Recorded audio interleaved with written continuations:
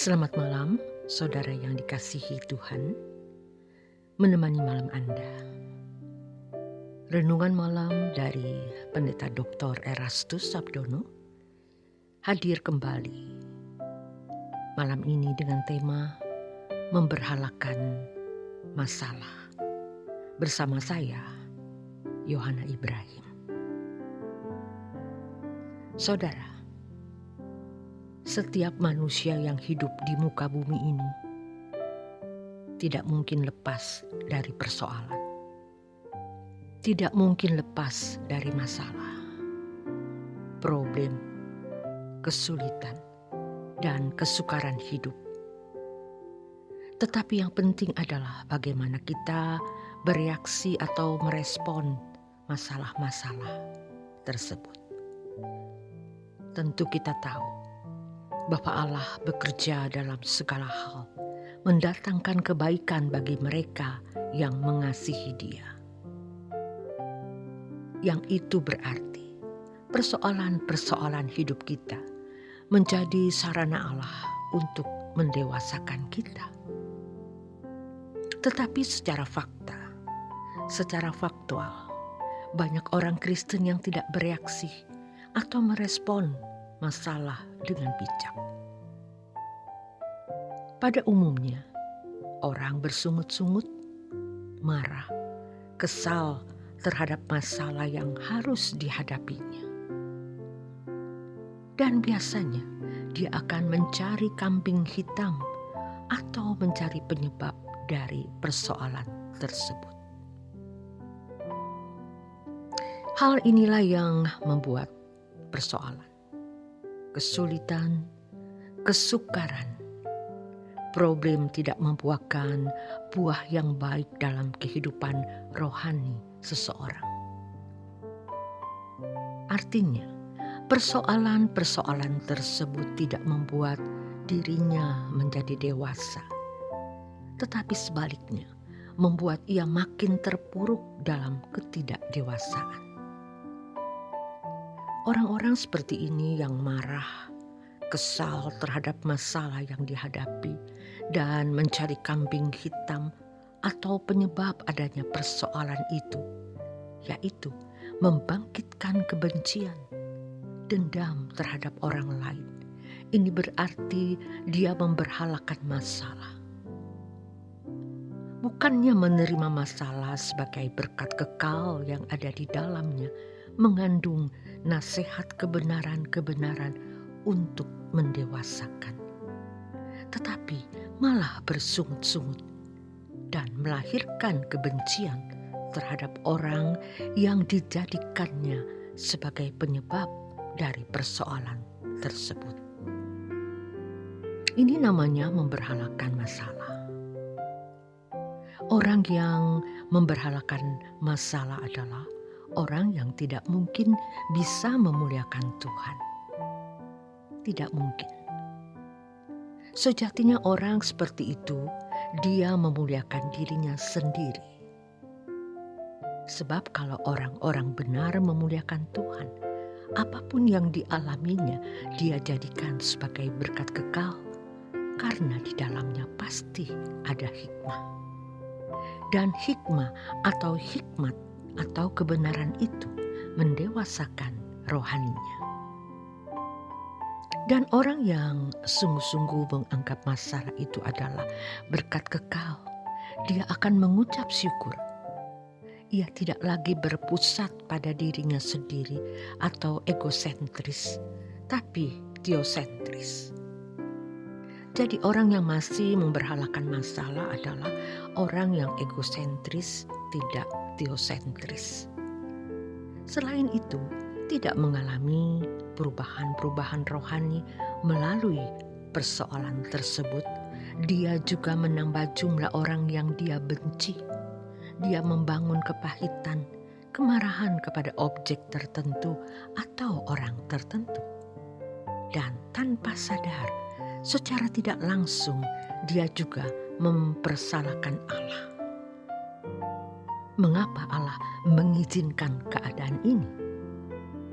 Tapi sebaliknya, Kalau orang mengerti bahwa Allah mengasihi dirinya, maka dalam kamus hidup orang Kristen tidak ada kata kecelakaan, musibah, atau bencana, karena semua yang terjadi pasti memuat berkat kekal.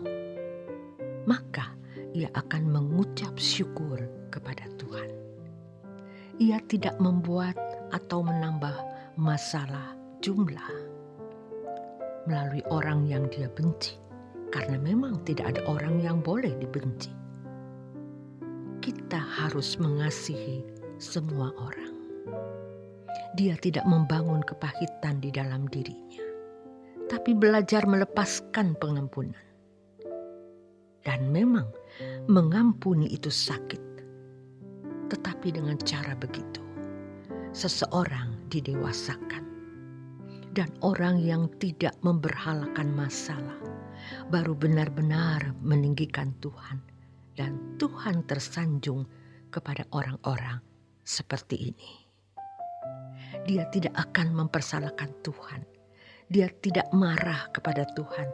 Dia akan berterima kasih karena kejadian itu pasti memuat atau mengandung kebenaran yang mendewasakan dirinya. Inilah orang-orang yang bisa disebut telah selesai dengan dirinya sendiri. Orang yang telah selesai dengan dirinya sendiri, orang yang tidak akan menuntut Tuhan membahagiakan dirinya. Bahkan ketika Tuhan membawa dia keadaan-keadaan sulit, bahkan seakan-akan Allah sendiri yang melukai dia, dia tetap mengucap syukur dan mempercayai Allah. Seperti Yesus yang walaupun seakan-akan Bapa tidak membela dia. Dia mati di kayu salib dengan keadaan begitu mengerikan, begitu miris, begitu keji. Dia tetap menaruh percaya kepada Bapa di surga. Tidak menaruh curiga. Dan dia berkata, "Ke dalam tangan-Mu kuserahkan rohku." Ini tingkat penyerahan yang benar. Mestinya kita belajar untuk bisa sampai tingkat seperti ini. Kita semua belajar untuk tidak memberhalakan masalah, tetapi sebaliknya kita memuliakan Allah dan mengucap syukur atas masalah yang Tuhan izinkan kita alami. Dengan demikian, kita mengalami pertumbuhan rohani yang baik. Kalau kita memandang semua kejadian, semua peristiwa, semua persoalan, semua kesulitan, semua kesukaran dengan kacamata kekekalan, semua menjadi kecil. Menjadi ringan kita memikulnya. Apalagi kalau kita sadar bahwa persoalan-persoalan tersebut bisa mendatangkan kemuliaan kekal. Kita akan berterima kasih. Oleh sebab itu, kita harus memiliki cara pandang atau perspektif, sudut pandang yang benar, yaitu berbasis kekekalan. Basis pemikiran kita harus basis pemikiran yang terkait dengan kekekalan. Kalau kita memandang persoalan kita dengan kacamata kekekalan, semua menjadi masalah kecil. Sebab masalah-masalah ini sementara, pasti ujungnya akan tiba, pasti akan berakhir. Bersyukur kalau persoalan itu berakhir, telah membuahkan pendewasaan rohani di dalam hidup kita. Syukur kalau sampai bisa begitu. Jangan sampai persoalan itu berlalu tanpa kita menikmati berkat kekal yang Tuhan sediakan. Jangan sampai persoalan berlalu, malah menyisakan kepahitan, kemarahan, kebencian, dan kehidupan yang tidak bertumbuh atau tidak berbuah. Celaka sekali. Tetapi mari dengan membaca kebenaran ini, kita mulai sadar bahwa Tuhan itu bukan saja baik, melainkan sangat baik.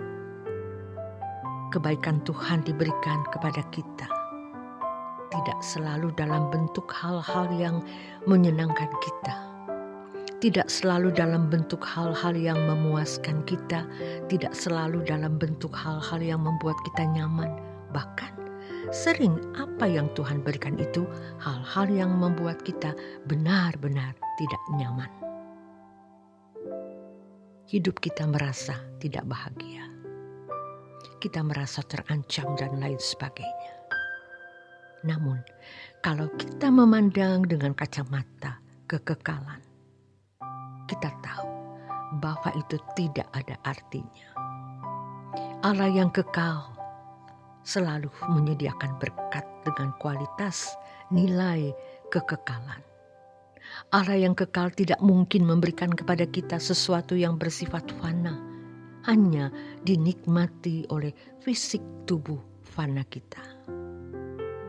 Memang Tuhan juga memberikan kita kesenangan-kesenangan, tapi pasti bukan kesenangan yang dimaksudkan untuk menjauhkan kita dari hadirat Allah.